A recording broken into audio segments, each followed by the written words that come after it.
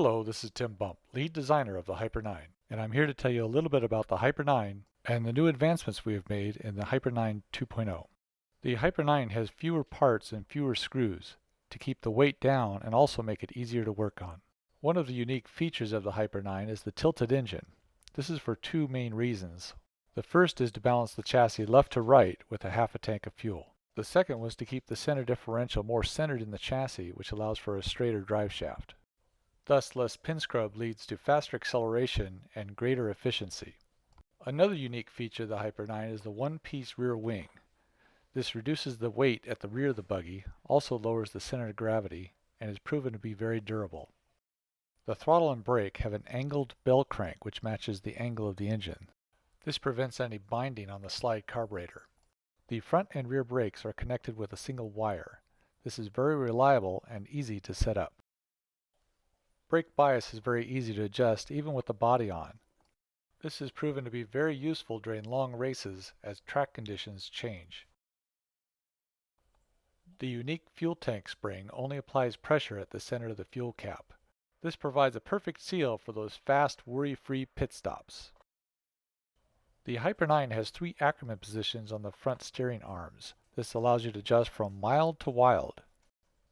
This simple, reliable, and durable system allows you to maximize your speed, going in, through the middle, and out of the corners. The hard anodized CNC aluminum front steering knuckle is small, lightweight, and very strong. The unique design has a low front roll center for greater steering. The kingpin axis here is located directly in the center of the tire.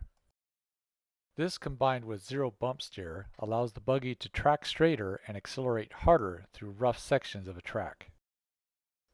One of the enhancements included in the Hyper 9 2.0 kit is a new longer chassis that adds 4 mm behind the engine.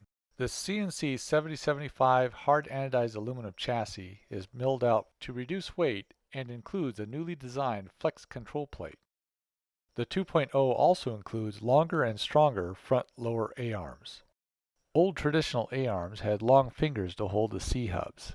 This type of arm had a lot of flex. On the Hyper 9, we reduced that flex by reducing the size of the fingers. The rear arm has a unique V shape to it. This actually allowed us to reduce the fingers to an even smaller size and lowers the center of gravity by lowering the shock location. By looking at the side of the Hyper 9, you will notice a very low profile. When you sum up the one-piece wing, the lowered shock locations, the tilted engine, lay-down servos, the low-profile radio battery box, it all adds up to a very low center of gravity.